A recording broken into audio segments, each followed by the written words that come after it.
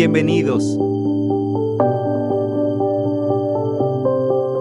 Colegio Asome 21. Consejo Mexicano de Certificación en Medicina Familiar.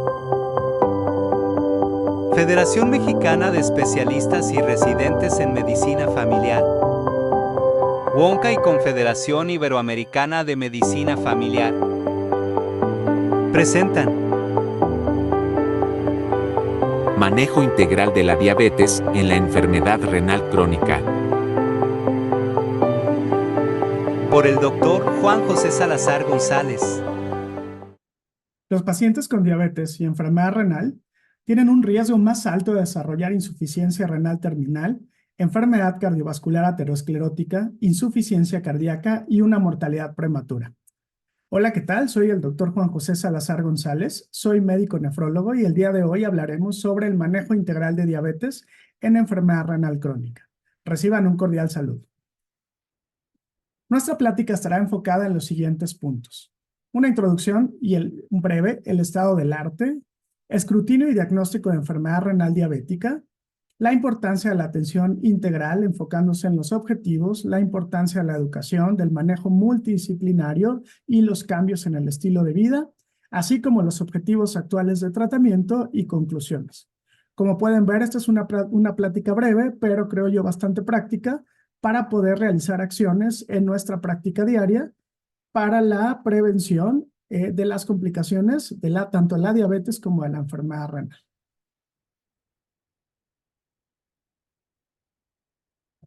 Tenemos en la actualidad, bueno, pues que un gran número de resultados de ensayos clínicos se han estado presentando y han estado mejorando las herramientas de las que disponemos para poder dar una atención clínica pues mucho mejor y mucho más variada en el campo de la diabetes y la enfermedad renal crónica. La Asociación Americana de Diabetes y la iniciativa de enfermedad renal para mejorar los resultados globales, conocida como KDIGO, siguen procesos estructurados para la publicación de recomendaciones y evidencias plasmadas en sus guías, pues para poder ser utilizadas en el tratamiento de pacientes adultos con diabetes y enfermedad renal. Es entonces que en el 2022, tanto la ADA como la KDIGO unen esfuerzos para las recomendaciones que anteriormente hacían cada una de ellas por separado y que muchas de estas coincidían, pues por el tipo de evidencia que se presentaba, pues se presenten de manera conjunta, creo yo, para facilitarnos y orientarnos un poco más, de forma más sencilla, pues para establecer las acciones que nos puedan ayudar a tomar las mejores decisiones clínicas para el tratamiento de nuestros pacientes. Como ya sabemos, la diabetes es la causa más común de insuficiencia renal que requiere un trasplante renal o una terapia de sustitución renal, tanto en los Estados Unidos como en el mundo. La diabetes ha impulsado un aumento marcado en la prevalencia de enfermedad renal en los últimos 30 años y actualmente representa más de la mitad de todos los casos nuevos de enfermedad renal en el mundo, siendo además una causante del incremento de los desenlaces cardiovasculares de la mortalidad general en toda la población. Hablamos de enfermedad cardiovascular aterosclerótica, insuficiencia cardíaca, cardiopatía isquémica y bueno, pues finalmente en la muerte. De los datos que se conocen en la estadística internacional, bueno, pues tenemos los de Estados Unidos, teniendo en cuenta pues, que 1 de cada 5 adultos con diabetes no está al tanto de su diagnóstico. La conciencia de la enfermedad renal es aún mucho menor. Si tenemos entonces que prácticamente el 20% de los diabéticos no saben que lo son, ¿sí? El 90% de los pacientes con diabetes no tienen conocimiento de que puedan tener enfermedad renal crónica subyacente. Más aún, de los pacientes que ya se conocen con algún tipo de enfermedad o de falla renal, tenemos que 2 de cada 5, es decir, el 40%, no sabe que padecen enfermedad renal grave o que ya están en una etapa prediálisis o con requerimiento de terapia de sustitución de la función renal. O sea, ¿qué nos lleva todo esto? Bueno, pues a estar conscientes de que tenemos todavía al día de hoy una insuficiente detección, un diagnóstico insuficiente y, bueno, pues una mala concientización que obstaculizan los esfuerzos que se hacen de forma internacional pues, para implementar un tratamiento de forma oportuna y mejorar los resultados. Tenemos además que tanto la diabetes como sus complicaciones consumen gran parte de los presupuestos de los países desarrollados y en vías de desarrollo, pues para poder atenderlos. Es decir, no hay presupuesto que alcance para poder hacer frente a la diabetes y sus complicaciones. Teniendo en cuenta que la enfermedad renal es una enfermedad catastrófica y es el tratamiento de la misma, sobre todo hablando de la terapia de sustitución renal, se considera soporte de vida, bueno, pues es un tratamiento que tiene una importante repercusión económica en todos los sistemas de salud. Estrategias globales como el Día Mundial del Riñón, cuyo lema es Salud Renal para Todos, que se encarga de promover el acceso equitativo a la atención y a la práctica óptima de los medicamentos, a la promoción de un estilo de vida saludable y a la implementación de reglas de oro que nos ayudan a cuidar el funcionamiento de los riñones, bueno, pues cada año alcanzan una mayor difusión. Sin embargo, al día de hoy, pues como ya comentamos, se sigue quedando corto para poder tener un impacto positivo en los resultados de las personas con enfermedad renal.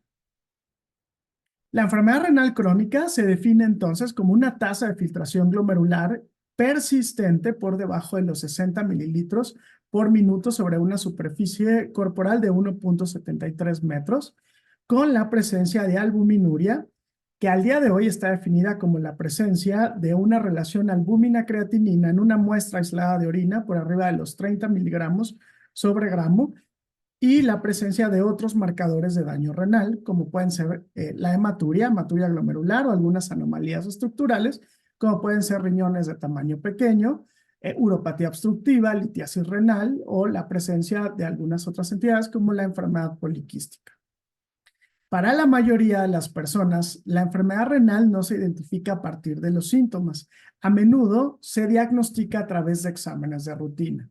Es decir, al día de hoy, la mayoría de los pacientes se dan cuenta de que tienen algún tipo de daño renal por un estudio que se hicieron para el seguimiento de una enfermedad distinta, para una valoración preoperatoria o dentro de una campaña de salud.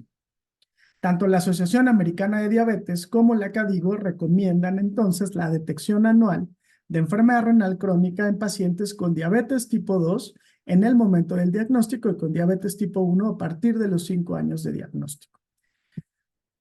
En el 2012, la KDIGO estableció esta tabla para poder establecer un pronóstico en pacientes con enfermedad renal crónica por tasa de filtrado glomerular, como lo podemos ver de su lado izquierdo, y por la presencia de microalbuminuria.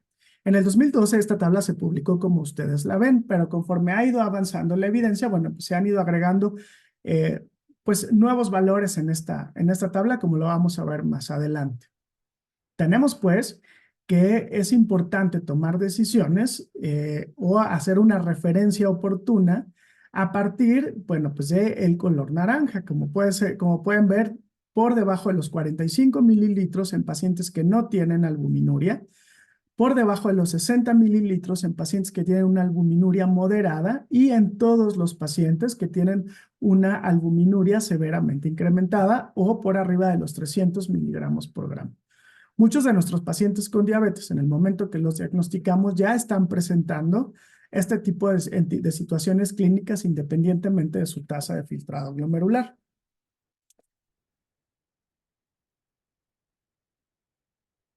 ¿Cómo vamos a hacer el escrutinio y el diagnóstico en personas que viven con diabetes? Bueno, pues ¿en qué momento vamos a hacer este escrutinio? Como ya lo comentamos, pacientes con diabetes tipo 1, de forma anual, a partir de los 5 años después del diagnóstico como tal de diabetes tipo 1.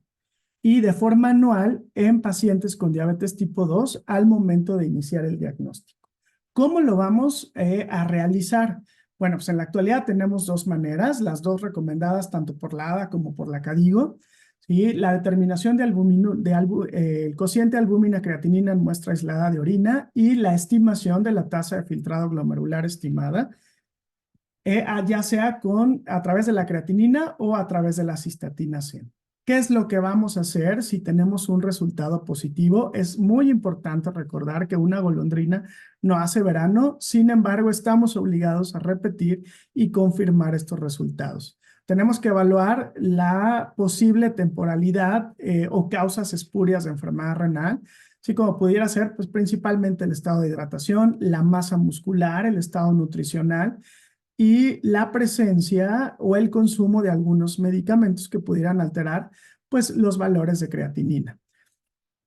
Pacientes también que llevan dietas hiperproteicas, que consumen suplementos alimenticios como la creatina, o en caso contrario, pues pacientes que tienen desnutrición o dietas hipoproteicas. Hay que considerar usar la cistatina C como una alternativa para estimar la tasa de filtrado glomerular y la creatinina, si se puede de forma conjunta, pues para tener una estimación más precisa de la misma. Y solamente la persistencia de las anormalidades nos van a definir como tal la enfermedad renal crónica. Una vez que esto se confirma, bueno, pues tenemos que iniciar tratamientos basados en la evidencia, pues que en la actualidad están al alcance de los 3 niveles de atención en nuestro país y en todo el mundo. Entonces, ¿qué define como tal el diagnóstico de enfermedad renal crónica? Pues como ya lo comentamos en la diapositiva anterior, la persistencia de un cociente albúmina-creatinina por arriba de los 30 miligramos por gramo o la persistencia de una tasa de filtrado glomerular por debajo de los 60 mililitros minuto, junto con alguna evidencia de alteraciones estructurales, pues, como pueden ser el tamaño de los riñones, alguna anormalidad anatómica, entre otras. Esta es la tabla que les había presentado 2 diapositivas antes, que les comenté que en su publicación inicial en las guías Cadigo, bueno, pues prácticamente estaba solo con los colores. ¿Sí? ¿Qué tenemos ahora? Bueno, pues que el riesgo de progresión de la enfermedad renal crónica, la frecuencia de visitas y la derivación oportuna a nefrología, pues también se estima de acuerdo a la tasa de filtrado glomerular y a la albuminuria. Los números en los cuadros son una guía para la frecuencia de detección o monitoreo, es decir, el número de veces por año, y en este caso el color verde refleja la ausencia de evidencia como tal de enfermedad renal crónica según la tasa de filtrado glomerular o la presencia o ausencia de albuminuria. Con una detección, como podemos ver en las 2 celdas verdes que tenemos, pues de una vez por año. Por otro lado, bueno, pues tenemos que para el monitoreo de la enfermedad renal prevalente, que se sugiere una vez al año para el color amarillo o hasta 4 veces al año, es decir, cada 3 meses, para los pacientes que tienen muy alto riesgo o una tasa de filtrado glomerular, pues ya como tal muy baja. La enfermedad renal y las complicaciones de la misma, bueno, pues ya empiezan a aparecer a partir de que el riesgo como tal pues es muy alto y tenemos también pues la necesidad o tenemos como tal que investigarlas y empezarlas a tratar. Si el hecho de empezar a tratar como tal la enfermedad renal y la albuminuria se puede hacer desde el primer nivel, desde el momento que se detecta y obviamente a partir de que el riesgo es muy alto, es decir, un CADIGO 4 independientemente de la albuminuria, un CADIGO 3B con albuminuria moderada o la presencia de albuminuria incrementada independientemente de la tasa de filtrado glomerular tienen que ser referidas al nefrólogo. Ojo, esta es la clasificación global. El hecho de que ustedes envíen a un paciente con diabetes y enfermedad renal independientemente de la albuminuria que presenta o en este caso con albuminuria por arriba de 300, nos obliga como médicos o como especialistas pues a determinar otras causas que pudieran estar contribuyendo a generar enfermedad renal independientemente de que el paciente, de que la causa sea diabética o no.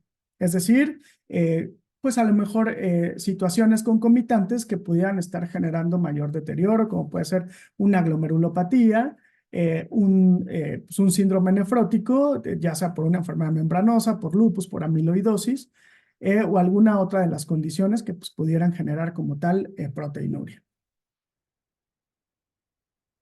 Una vez que tenemos de forma global, pues lo que tenemos que hacer con el paciente al momento del diagnóstico y que una vez que tenemos los resultados de sus auxiliares de diagnóstico ya lo hemos podido clasificar, pues cuáles son las acciones integrales y los objetivos de las mismas para los pacientes con diabetes y enfermedad renal. Sí, bueno, pues desde el 2021 se han publicado una serie de modelos de cuidado crónico para el tratamiento de la enfermedad renal en los pacientes crónicos. Y tenemos pues que nos habla de un enfoque multidisciplinario que implica, bueno, pues las actividades dentro de la comunidad, y a esto nos vamos a referir para los recursos que se tienen disponibles, para las políticas de salud que se tienen pues en cada uno de los países, así como los sistemas de salud y la organización para el cuidado de la enfermedad renal. ¿Qué tenemos en esto? Entonces, tenemos que apoyar al paciente para que pueda ser automanejado. Obviamente, esto depende del nivel cultural, socioeconómico, inclusive la iniciativa que puede tener una persona para hacerse cargo y empoderarse del tratamiento de su enfermedad.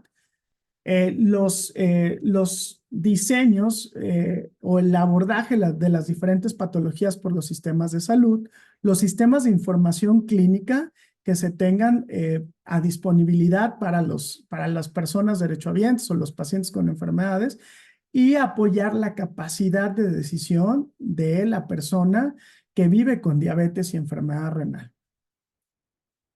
Todo esto de forma conjunta, bueno, pues nos va a producir interacciones positivas, ¿sí? Para tener al paciente pues informado y para prepararlo de forma proactiva junto con un equipo multidisciplinario que nos puede asegurar unos mejores resultados en el tratamiento y en la progresión de la enfermedad.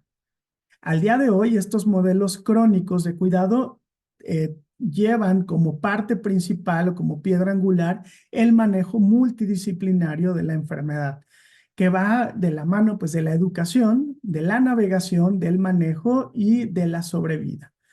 ¿Qué tenemos que hacer? Bueno, pues educar al paciente tanto en lo individual como en lo familiar acerca de la enfermedad, acerca de la dieta, del estilo de vida y del tratamiento que debe llevar. Este es el tipo de situaciones, como ustedes bien lo saben, en los que un tratamiento farmacológico no es suficiente para obtener unos resultados positivos. Sí, en cuanto a la navegación, bueno, pues tenemos que hacer un triage de la enfermedad, conocer la transición o la progresión de la misma y enfocarnos también en nuestra realidad o nuestro contexto en cuanto a las políticas de salud o el arsenal terapéutico disponible que tenemos de acuerdo a nuestros sistemas de salud. En cuanto al manejo, que va muy de la mano con la educación, pues se tiene que insistir en la implementación de modificaciones en el estilo de vida, en el apego al tratamiento farmacológico y en los cambios o las adiciones al tratamiento farmacológico que puede tener el paciente, y el soporte o el apoyo fisiológico. Y en cuanto a la supervivencia, bueno, pues estar al pendiente de los síntomas, de los auxiliares de diagnóstico, de las pruebas de orina y de las investigaciones que se pueden ir haciendo. Los objetivos del manejo integral, que son publicados tanto por la ADA como por la CADIGO, bueno, pues tienen en cuenta básicamente dos situaciones. La primera es el impacto en la fisiopatología o en la historia natural de la enfermedad renal crónica, y la segunda en la modificación del curso natural, no solo de la enfermedad, sino de la aparición de síntomas y junto con los síntomas las complicaciones. ¿Qué tenemos entonces? Bueno, pues que tenemos que enfocarnos en la prevención y el tratamiento de los síntomas y signos clínicos de enfermedad renal, incluyendo de forma muy importante el tratamiento de la presión o de la hipertensión arterial, maximizar la calidad de vida relacionada con la salud. Y esto es una cuestión muy importante en el entorno en el que nosotros nos desarrollamos, porque generalmente tomamos en cuenta la calidad de vida, sobre todo en las cuestiones emocionales, familiares, religiosas, pero muchas veces al pensar en la calidad de vida dejamos de lado los objetivos terapéuticos que tienen que estar incluidos dentro pues, de la evaluación de la misma. ¿Sí? La función física, la capacidad para trabajar y la habilidad incluso de los pacientes para socializar. Tenemos que tener entonces un monitoreo apropiado y un tratamiento pues para las anormalidades de laboratorio de enfermedad renal asociado con implicaciones de la salud, pues como pueden ser las más comunes, la anemia, la enfermedad mineral ósea, las alteraciones de potasio y los cambios en el pH, específicamente la acidosis metabólica. ¿Cuáles son los objetivos entonces para el tratamiento de la enfermedad renal? Minimizar el riesgo y la progresión a falla renal o insuficiencia renal terminal. Ojo, es muy importante que estemos conscientes que la enfermedad como tal va progresando. Generalmente cuando hacemos el diagnóstico es porque histopatológicamente tenemos ya muchos cambios que pueden ser irreversibles, que ya van encaminados al desarrollo de atrofia tubular, de fibrosis intersticial y que probablemente no vayamos a poder revertir. Entonces, tenemos que explicarle a nuestros pacientes que las acciones van encaminadas a frenar o a enlentecer la progresión de la enfermedad renal, así como al manejo de riesgos y de tratamientos apropiados de las complicaciones, pues incluyendo los desenlaces cardiovasculares, las hospitalizaciones, el riesgo pues como tal de infecciones o descompensaciones metabólicas, como puede ser la falla cardíaca por la sobrecarga de volumen. La atención integral, entonces, está encaminada en dar un trato al paciente como una persona integral. ¿De qué va todo esto? Bueno, pues tenemos que incorporar un tratamiento multidisciplinario coordinado, es decir, educación estructurada para promover el autocuidado del paciente. Y en la actualidad esto es muy, muy importante. Es decir, el paciente tiene que empoderarse de su enfermedad, tiene que empoderarse con su tratamiento y no depender de su red de apoyo familiar, pues para continuar con el tratamiento de la misma.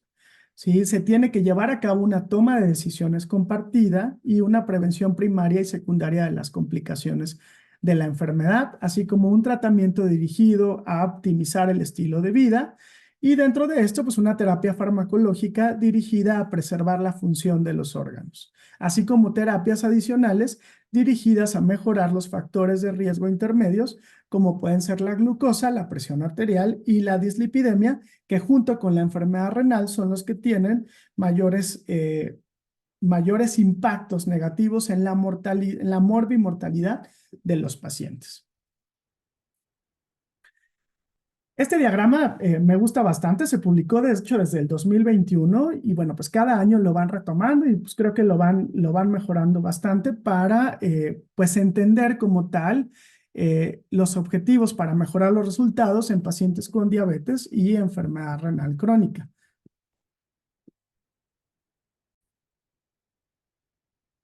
¿Qué tenemos entonces? Bueno, pues que los iconos presentados indican los siguientes beneficios. El manquito de presión arterial nos habla como tal de la reducción de presión arterial, como podemos ver aquí o en esta parte que son básicamente las de color azul. El glucómetro nos habla pues de la reducción de la glucosa, que lo podemos ver, bueno, pues como tal la primera línea de tratamiento y en las terapias pues adicionales. Tenemos también que el corazón pues, nos indica cardioprotección y el riñón nos indica protección renal. La balanza como tal pues, nos habla del control de peso. La tasa de filtrado glomerular estimada se presenta en unidades en mililitros minuto.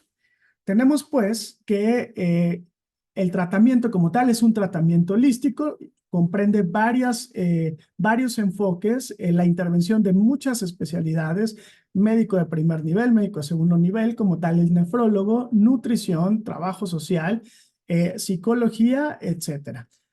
Los pilares de este tratamiento, de este enfoque holístico, bueno, pues es una dieta saludable, es actividad física, la suspensión, si es que aplica, pues como tal del tabaquismo y el manejo como tal del peso. Tenemos entonces que esto se tiene que estar evaluando prácticamente cada 3 o 6 meses. Nos vamos a enfocar pues en la primera parte, que es la terapia farmacológica de primera línea. ¿Sí? Y esto es algo que, bueno, pues se ha ido modificando bastante en los últimos años, justamente con la aparición de nuevos ensayos clínicos y los resultados de algunos medicamentos que ya se estaban estudiando desde antes de la pandemia, como puede ser principalmente los inhibidores del cotransportador sodio-glucosa dentro del túbulo proximal.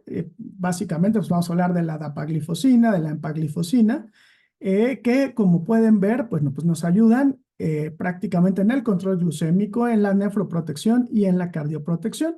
Y al día de hoy sigue estando vigente el uso de la metformina con sus asegúnes, que vamos a ver más adelante, en el caso de la enfermedad renal crónica. Tenemos que hacer un seguimiento, unas mediciones regulares, pues, de glucosa, de albuminuria, de presión arterial, evaluación de riesgo cardiovascular y evaluación de dislipidemia. ¿Qué tenemos que hacer?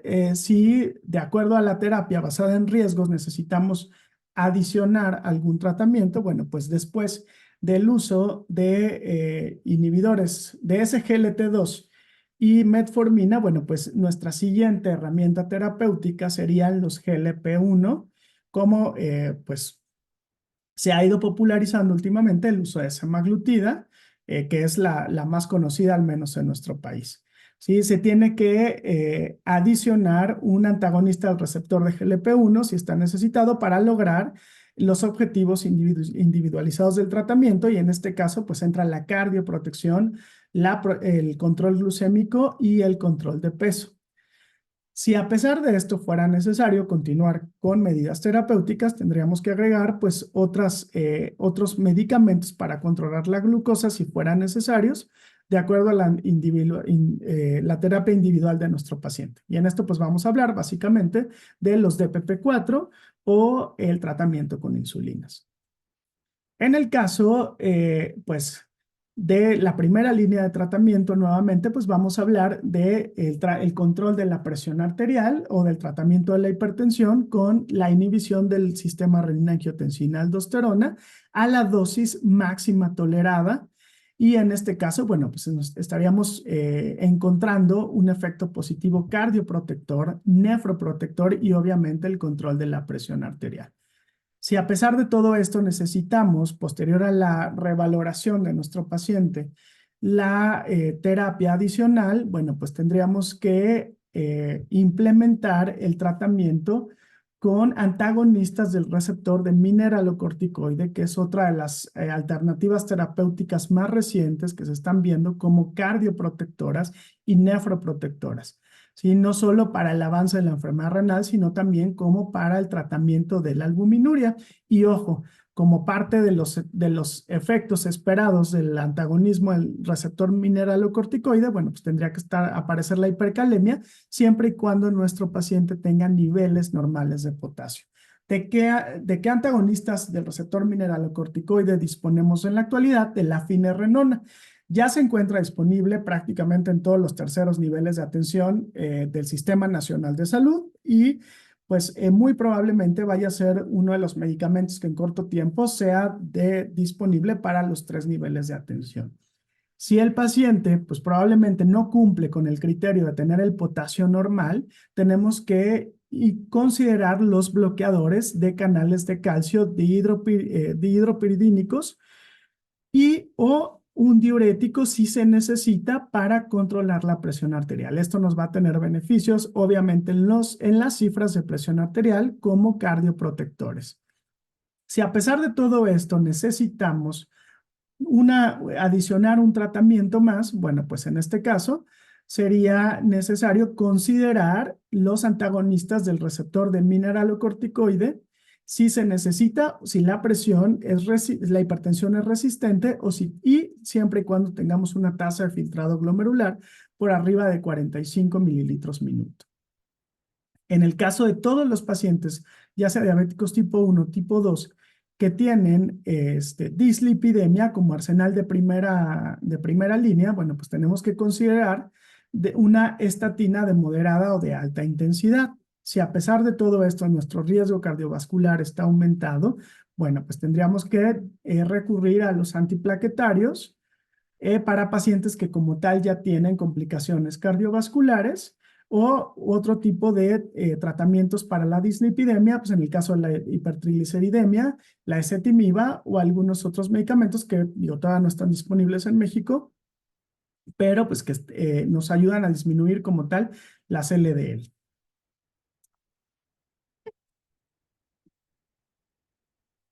La siguiente parte del tratamiento holístico y muy importante para contribuir a frenar la progresión de la enfermedad renal es como tal la terapia nutricional. ¿Sí? La terapia nutricional, bueno, pues es un tema del que se ha venido hablando desde hace muchos años, no ha tenido muchos cambios, sin embargo, pues cada día se le van adicionando cosas que nos permite hacerlo más flexibles para el adecuado apego de nuestros pacientes.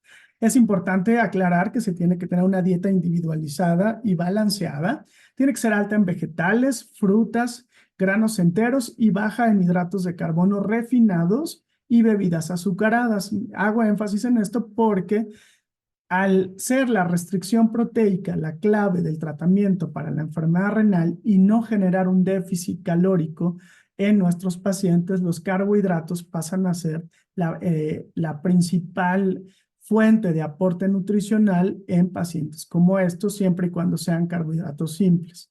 ¿De acuerdo? La dieta tiene que ser baja en sodio. Las guías CADIGO nos recomiendan una ingesta de sodio por abajo de 2 miligramos al día y la ADA nos recomienda una ingesta de sodio entre 1.5 y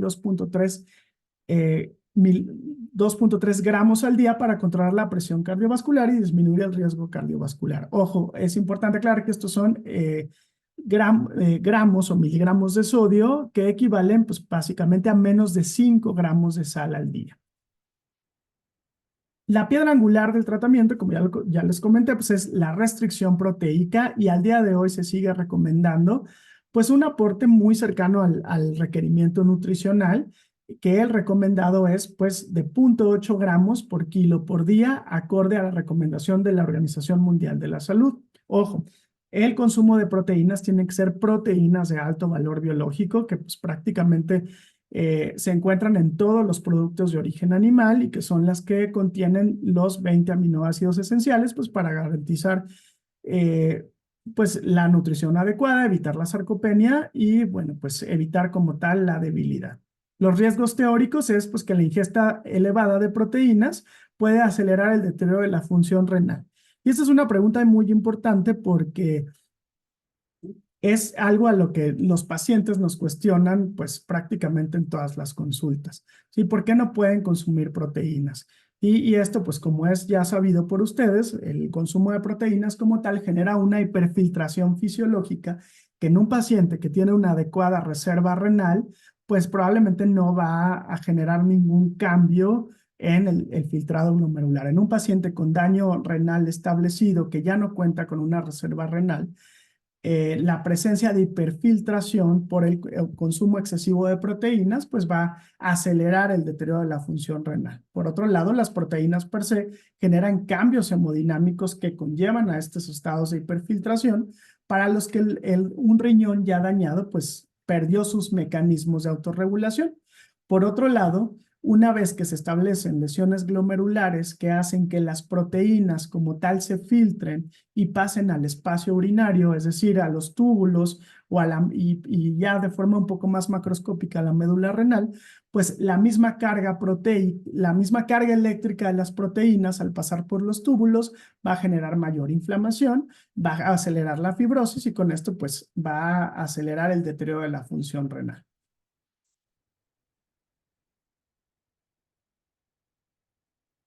Por otro lado, las guías KDOQI y la Fundación Nacional del Riñón de los Estados Unidos habían recomendado en algún momento restricción proteica más severa de 0.5 a 0.6 gramos por kilo por día o menos en pacientes que estuvieran suplementados con alfa-cetoanálogos de aminoácidos en pacientes con enfermedad renal sin diabetes.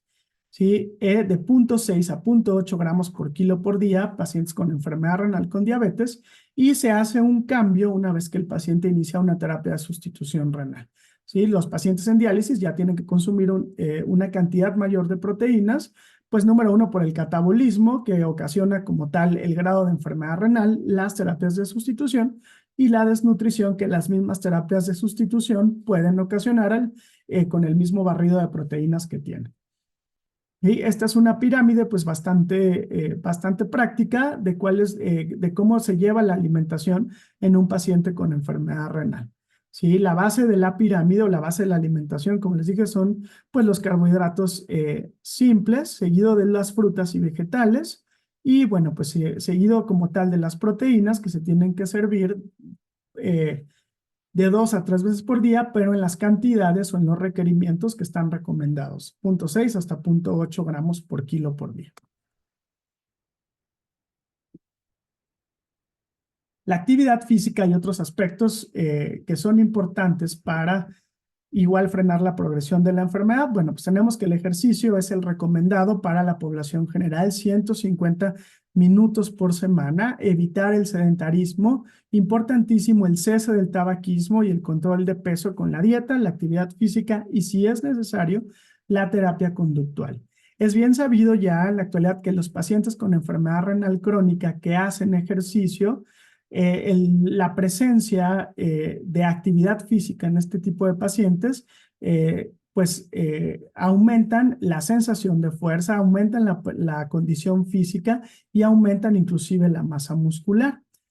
Por otro lado, los pacientes que hacen ejercicio, bueno, pues está asociado con un riesgo menor cardiovascular y una disminución en la mortalidad general en los pacientes con enfermedad renal crónica, como lo podemos ver aquí en su lado derecho, en los que prácticamente el hacer ejercicio resultó ser un factor protector para eventos ateroscleróticos, para falla cardíaca, para todas las causas de muerte y para las causas de muerte cardiovascular en aproximadamente un 30 hasta un 50%.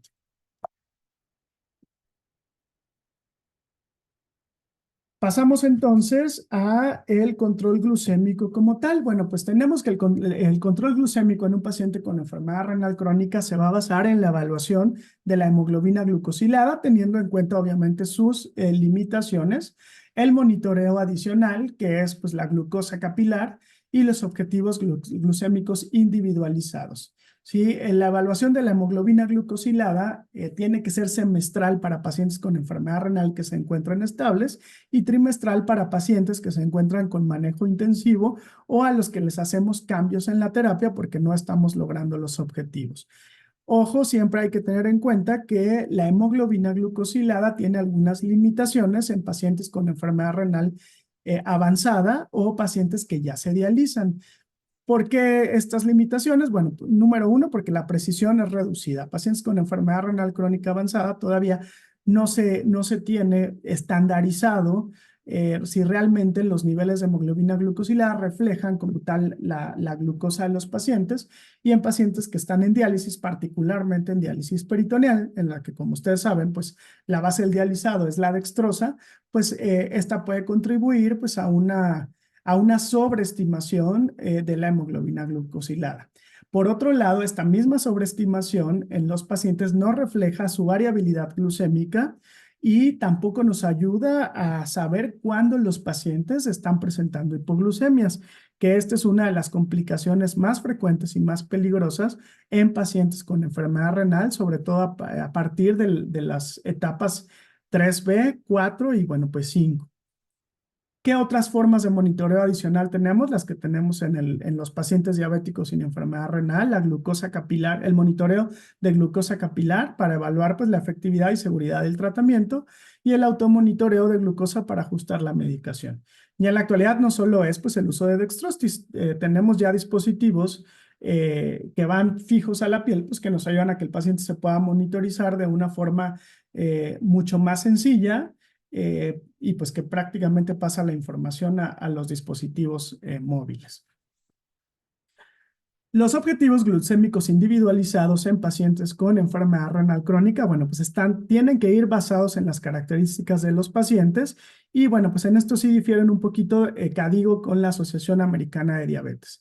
Tenemos que KDIGO recomienda que la hemoglobina glucosilada tiene que estar entre 6.5 y 8% para pacientes con diabetes y enfermedad renal crónica, y la ADA pues sigue siendo un tanto cuanto más estricta, es por abajo de 7% para la mayoría, con objetivos más altos, es decir, menos de 8% para pacientes con expectativa limitada de vida.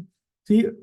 Hay algunas otras bibliografías que proponen que para pacientes que ya están con cualquier tipo de terapia de sustitución renal, también tiene que ser por debajo de 8%.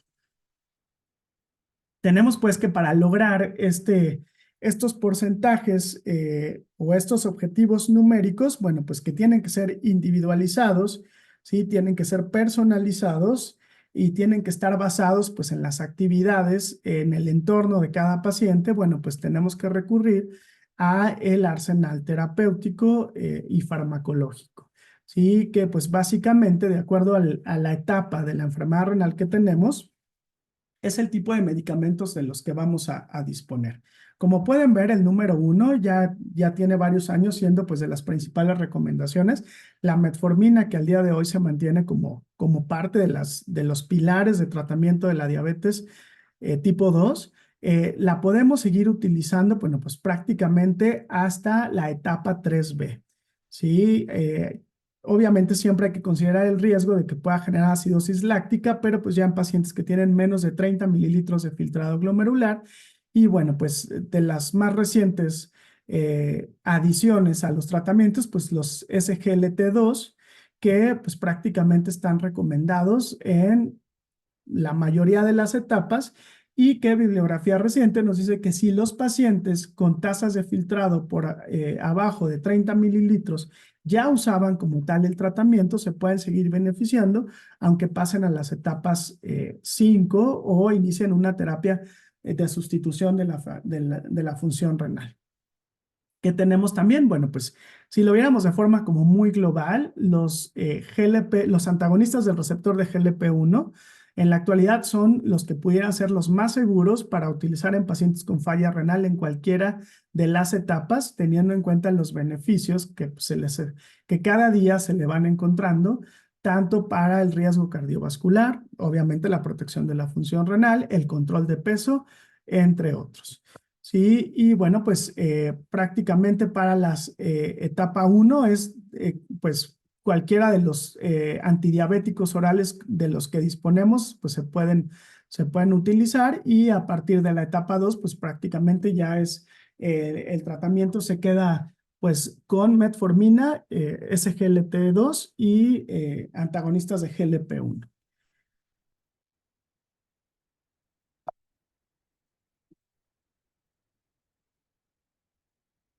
Tenemos pues que el control de la presión arterial, que es otra de las cuestiones más importantes y en ocasiones más difíciles de lograr en pacientes con enfermedad renal, bueno, pues tiene que ir encaminada a lograr objetivos numéricos que se han ido proponiendo, bueno, pues desde hace mucho tiempo, pero en la actualidad la ADA considera que pacientes con riesgo cardiovascular alto, el objetivo de presión arterial tiene que ser menos de 130/80 si es seguro alcanzar este objetivo. Y es decir, que el uso de antihipertensivos no predisponga a la aparición de complicaciones, sobre todo complicaciones cardiovasculares. Si los pacientes con riesgo cardiovascular bajo, ¿sí? El objetivo tiene que ser menos de 140/90, pues prácticamente para tenerlos en el margen de seguridad. ¿En qué difiere esto con las guías KDIGO? Bueno, pues las guías KDIGO desde el 2021 publicaron sus metas para el control de la presión arterial, que básicamente sugerían que los pacientes deberían de tener una presión sistólica por debajo de 120 milímetros de mercurio cuando ésta fuera tolerada, y usando, bueno, pues las medidas estándares para el tratamiento de la hipertensión, es decir, pues el tratamiento convencional que usamos con los pacientes que no tienen enfermedad renal. ¿A qué nos va a ayudar el control de la presión arterial? Bueno, pues número 1, la prevención de la progresión de la enfermedad renal, a prevenir o disminuir el riesgo de enfermedad cardiovascular aterosclerótica y obviamente de falla cardíaca.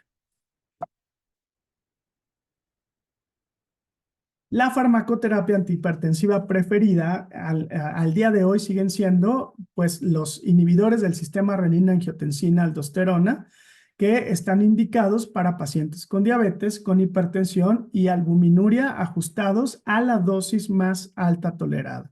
Sí, ojo, es muy importante que llevemos a los pacientes a la dosis más alta tolerada antes de decidir inclusive iniciar otro antihipertensivo. Los beneficios del uso de los inhibidores del sistema renina-angiotensina-aldosterona, bueno, pues son la disminución del riesgo de progresión de enfermedad renal en pacientes con albuminuria por los cambios hemodinámicos que estos generan en la arteriola eferente, que nos ayudan a disminuir la presión intraglomerular y de esta manera pues disminuir como tal la proteinuria. Se sabe ya en la actualidad pues que los antagonistas del receptor de angiotensina son más o son mejor tolerados que los inhibidores de la enzima convertidora de angiotensina, pues básicamente por los efectos secundarios. ¿Qué otros medicamentos tenemos o que podemos usar para pacientes con enfermedad renal? Bueno, pues los bloqueadores de canales de calcio, las tiazidas, hasta que el filtrado glomerular esté por arriba de 30 mililitros minutos, o en pacientes que tengan hipertensión sin albuminuria. Es muy común que recurramos a las combinaciones de medicamentos y que son frecuentemente necesarios para controlar la presión arterial, como son los inhibidores de RAS, los bloqueadores de los canales de calcio y los diuréticos, que es la combinación actual preferida para el tratamiento de estos pacientes. La siguiente parte pues, nos habla del control de los lípidos, que va encaminada en 1, la terapia con estatinas, 2, las recomendaciones pues, que nos hace la ADA desde el 2022 y las intervenciones adicionales. ¿Sí? Tenemos que la terapia con estatinas pues, nos va a dar una prevención primaria y secundaria de los eventos cardiovasculares en diabetes y enfermedad renal. Y estas, bueno, pues están recomendadas desde el 2013 por la CADIGO. ¿Sí? Se van a usar en pacientes adultos mayores de 50 años con tasas de filtrado glomerular por arriba de 60 mililitros minuto y en adultos de 18 a 49 años con enfermedad renal y alto riesgo cardiovascular. Esto pues basado en el estudio SHARP que ya tiene muchos años publicado, en el cual pues se demostró el beneficio de las estatinas en pacientes con riesgo cardiovascular y enfermedad renal. Perdón, ¿cuáles son las recomendaciones de la ADA? Bueno, pues tenemos que usar estatinas de intensidad moderada para adultos con diabetes de 40 a 75 años y otros grupos específicos, excepción, ojo, para pacientes que ya iniciaron terapia de sustitución renal. En cuanto a la prevención secundaria, bueno, las estatinas de alta intensidad, como es la rosuvastatina, para pacientes con antecedentes de eventos cardiovasculares ya conocidos y que pues probablemente tengamos que intensificar con ezetimibe o con un inhibidor de PCSK9 en caso de que sea necesario. Las intervenciones adicionales, bueno, pues los niveles altos de triglicéridos o bajos de HDL también se deben de tratar. Intervenciones, obviamente, en el estilo de vida, optimización del control glucémico y consideración de icosapent etílico. Bueno, lamentablemente no tenemos disponible en nuestro país en pacientes a los que a pesar del tratamiento con estatinas o en combinaciones, pueden, como tal, mantener persistentemente elevados los niveles de LDL. En el caso, en la actualidad, de los anticuerpos monoclonales, como puede ser el evolocumab, estos no están autorizados en pacientes con enfermedad renal. ¿Cuáles son las ventajas como tal de tratar la hiperlipidemia en pacientes con enfermedad renal? Bueno, pues anteriormente creíamos que un paciente con enfermedad renal y dislipidemia, bueno, prácticamente ya no era susceptible de tratamiento con estatinas. ¿Qué tenemos aquí? Que, bueno, pues prácticamente el tratamiento con estatinas en eventos coronarios mayores, en eventos de revascularización coronaria, en EBC como tal o eventos cardiovasculares mayores, prácticamente el uso de estatinas resultó ser un factor protector en prácticamente todos los desenlaces estudiados, pues en un porcentaje bastante alto, ¿no? Por arriba de 20% prácticamente en todos los desenlaces y de EBC pues de 16%. Pero pues en todos estos el uso de estatinas o de tratamiento que nos ayude a bajar los niveles de LDL se asocia a mejores resultados. Y bueno, pues para hablar de forma general de los agentes hipoglucemiantes, bueno, pues tenemos que las recomendaciones iniciales actuales, ¿sí? Son iniciar tempranamente con metformina en pacientes con diabetes tipo 2 y adicionar un inhibidor del cotransportador sodio-glucosa en pacientes con diabetes tipo 2 y enfermedad renal. Y prácticamente esto en la actualidad ya debería ser parte del tratamiento de todos los pacientes en este supuesto. Las terapias adicionales serían añadir agentes hipoglucemiantes adicionales según sea necesario, como ya vimos en el diagrama de las diapositivas anteriores, bueno, pues que prácticamente serían los de PP4 o los GLP-1. ¿Sí? Para alcanzar los objetivos glucémicos individualizados. Y tenemos que tener en cuenta las limitaciones ocasionadas por el deterioro de la tasa de la función renal. ¿Sí? ¿Por qué? Porque esta prescripción se puede limitar si las tasas de filtrado pues, están por abajo de 30 mililitros minuto, particularmente en el caso de la metformina, o tendríamos que hacer ajustes, volvemos al caso de la metformina, cuando la tasa de filtrado está por debajo de los 45 mililitros minuto, con la finalidad de evitar los efectos secundarios. Sucede lo mismo con las sulfonilureas, que a pesar de que pues a lo mejor ya no las usamos tanto y sobre todo en este tipo de pacientes como lo hacíamos antes, siguen constituyendo una importante herramienta terapéutica de la que tenemos que tener en cuenta que el riesgo de hipoglucemias es muy alto conforme va disminuyendo la tasa de filtrado glomerular. Las consideraciones para la selección de hipoglucemiantes o antidiabéticos en pacientes con diabetes tipo 2 y enfermedad renal crónica las tenemos, bueno, pues de acuerdo a los efectos positivos que pueden tener. Y como ya lo comentamos en otras diapositivas, bueno, pues prácticamente podríamos decir de forma general que los que tienen más color verde son los mejores medicamentos que podemos usar en nuestros pacientes con enfermedad renal. Sí, que es, pues como podemos ver aquí, son los inhibidores del cotransportador sodio-glucosa y que el único inconveniente pues que tienen es que tienen un costo elevado y que para nuestro contexto nacional todavía no están disponibles en todos los niveles de atención. Yo espero que en el futuro pues no sea necesario que un especialista de segundo nivel le autorice a un médico de primer nivel la decisión de iniciar un SGLT2 en un paciente ya identificado con enfermedad renal y diabetes. ¿Sí? Los siguientes son los GLP-1, que como pueden ver tienen beneficios en la progresión de la enfermedad renal, que son potenciales. ¿Sí? Beneficios en la protección cardiovascular de falla cardíaca. Tienen muy buena eficacia para disminuir los niveles de glucosa, un muy bajo riesgo de hipoglucemia. Y bueno, pues de las cosas que desde el año pasado hicieron muy populares al GLP-1, pues es el control de peso que ofrecen en pacientes con diabetes y obesidad, que pues han traspasado una barrera en la que actualmente los GLP-1 ya no se encuentran tan disponibles de forma externa a las instituciones públicas porque trascendió más su efecto para bajar de peso que su efecto para controlar la glucosa. Teniendo en cuenta que su inconveniente también es que es un tratamiento bastante caro en comparación con el resto de tratamientos. ¿Sí? En cuanto a los inhibidores de DPP4, bueno, pues tienen un papel neutral en la progresión de la enfermedad renal, pero tienen un bajo riesgo de hipoglucemia y, bueno, pues un efecto intermedio en la eficacia para bajar los niveles de glucosa, teniendo pues como inconveniente también su costo alto.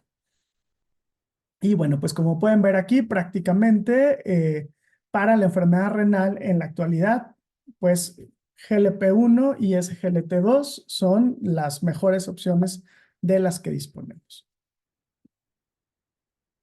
¿Cuáles son las estrategias claves para monitorear y mitigar los riesgos para los agentes preferidos de tratamiento hipoglucemiante? Bueno, pues nuevamente nos vamos a enfocar en los medicamentos que más se utilizan y, bueno, pues prácticamente es para la metformina, pues el riesgo es la acidosis láctica relacionada con el uso de la misma, es decir, se tiene que monitorear e incrementar la frecuencia de seguimiento en pacientes con menos de 60 mililitros de filtrado glomerular, ajustar la metformina pues a una dosis adecuada de acuerdo a la tasa de filtrado glomerular, es decir, hay que considerar la reducción de la misma en pacientes pues que tienen entre 45 y 60 mililitros o suspenderla en pacientes que tienen menos de 30 mililitros de filtrado glomerular.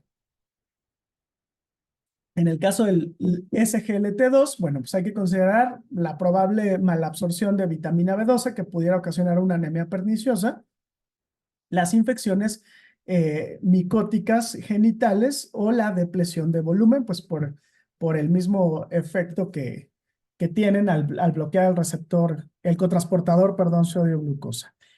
¿Qué tenemos que hacer? Bueno, pues hay que monitorear los niveles de vitamina B12 en pacientes que han tomado junto con metformina por más de 4 años. ¿Sí? A lo mejor en este tiempo todavía muchos de nuestros pacientes no tienen más de 4 años usándolo, pero es algo importante que tenemos que tener en cuenta. Sí, hay que informar al paciente sobre la higiene genital, sobre todo, pues ¿por qué? Porque los pacientes que toman SGLT2 es inevitable que tengan glucosuria y la misma glucosuria pues puede ocasionar el mayor riesgo de infecciones micóticas alrededor de la uretra. Sí, y la depresión de volumen, pues hay que considerar o monitorizar la hipovolemia y considerar la dosis la reducción de dosis de diuréticos si el paciente está tomando SGLT2 y diuréticos.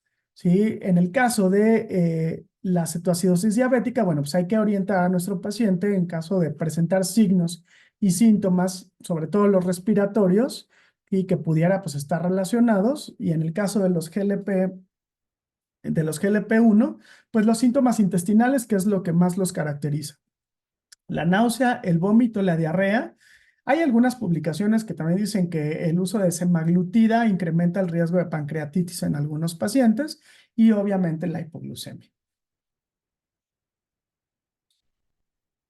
Y los ajustes de dosis para pacientes con Cadigo 3B, bueno, pues los podemos ver aquí. Sí, prácticamente pues hay que reducir la dosis por debajo de 45 de metformina y suspenderla por debajo de los 30 mililitros. Sí, y en caso de la insulina, bueno, pues se tiene que iniciar y titular pues para evitar las hipoglucemias. En el caso de los SGLT2, bueno, pues prácticamente por debajo de los 30 mililitros hay que tener pues especiales consideraciones. Sí, sobre todo para dapaglifosina y empaglifosina, que son los que tenemos con mayor disponibilidad en nuestro país, y la dapaglifosina, pues para el uso a nivel institucional. Tenemos también pues, los receptores de GLP-1, la semaglutida, que es el Ozempic, y la liraglutida, que es la Victoza, que son pues los que más se utilizan en nuestro país también, la liraglutida en medio externo y en medio institucional, y la semaglutida pues en medio externo. Como pueden ver, son seguros para usar, no requieren un ajuste de la dosis. Lo mismo para el caso de la linagliptina o de la sitagliptina, bueno, pues que sí requiere algunos ajustes, pero que son pues bastante fáciles de realizar. ¿Qué tenemos entonces? Que una vez, después de haber repasado todas estas opciones terapéuticas, bueno, pues desde el 2023 se empezó a utilizar este modelo de tratamiento, ¿no? El modelo de los 4 pilares para el tratamiento de diabetes y enfermedad renal. ¿Cuáles son estos 4 pilares? El bloqueo del sistema renina-angiotensina-aldosterona, los inhibidores de SGLT2, el uso de antagonistas del receptor de mineralocorticoide, específicamente la finerenona, y el uso de semaglutide o de GLP-1 como parte del el tratamiento integral farmacológico de esta entidad clínica.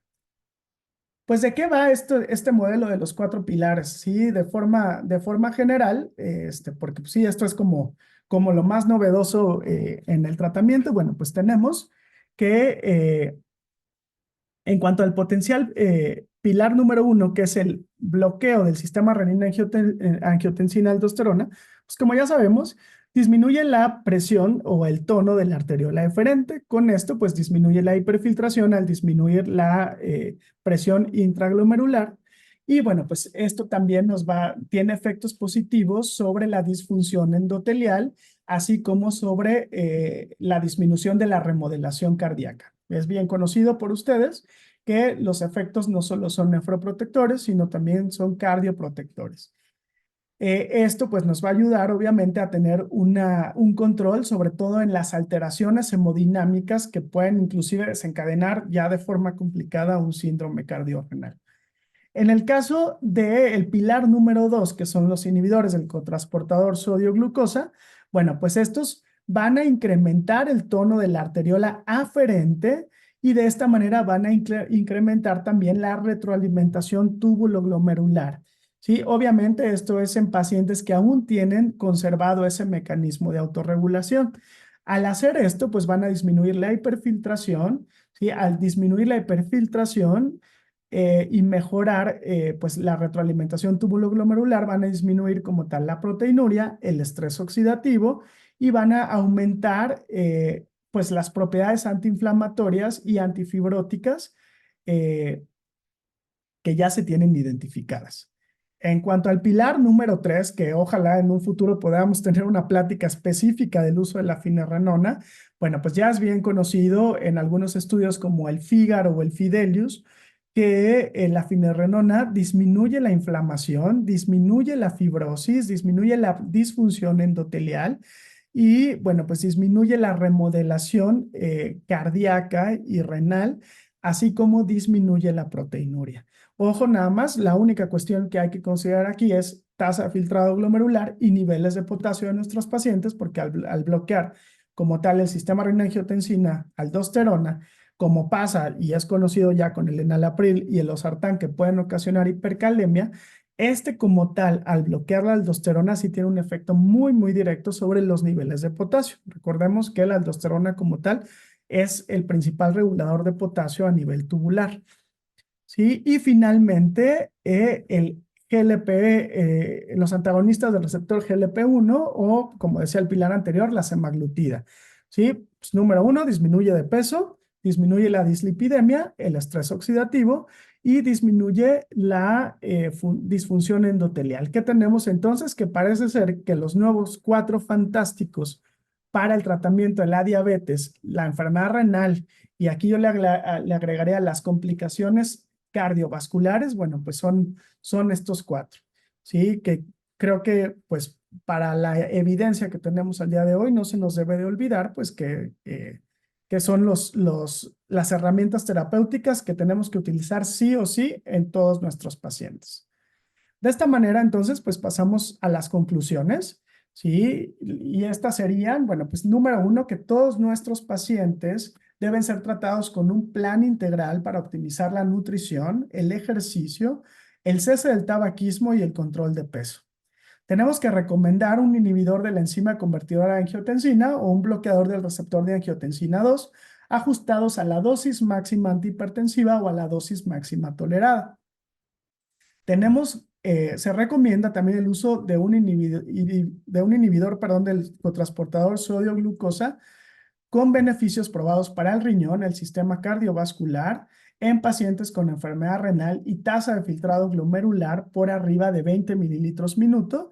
Y bueno, pues si lo iniciamos antes de que el paciente tuviera esta tasa de filtrado glomerular, se puede continuar utilizando si por algún motivo la tasa de filtrado disminuyera posteriormente. Hay que recomendar también un agonista, perdón, del receptor del péptido 1 similar al glucagón, que es el GLP-1, con beneficios cardiovasculares probados para pacientes con enfermedad renal crónica. Y finalmente se recomienda el uso de antagonista del receptor de mineralocorticoide, finerenona, en pacientes con enfermedad renal y tasa de filtrado por arriba de 25 mililitros minuto con beneficios probados para el riñón. Bueno, pues nuevamente, pues les comentaba, los 4 fantásticos del tratamiento de la diabetes y enfermedad renal, pues los tenemos aquí, los tenemos afortunadamente disponibles pues ya en nuestro país, no de una forma tan fácil, pero bueno, yo espero que en los próximos años, como ya les comenté a lo largo de la plática, sean del tipo de decisiones terapéuticas que podamos tomar en los 3 niveles de atención. Esto sería todo de mi parte. Les agradezco mucho y le agradezco mucho a la doctora Karina Cabrera Arcos, que fue quien a nombre de todo el colegio me invitó a dar esta plática. Estoy a sus órdenes en este correo electrónico por si tienen alguna duda, háganmela saber y con mucho gusto tratamos de resolverla. Reciban un cordial saludo y espero que no sea la única vez que podamos tener una sesión como esta. Hasta luego.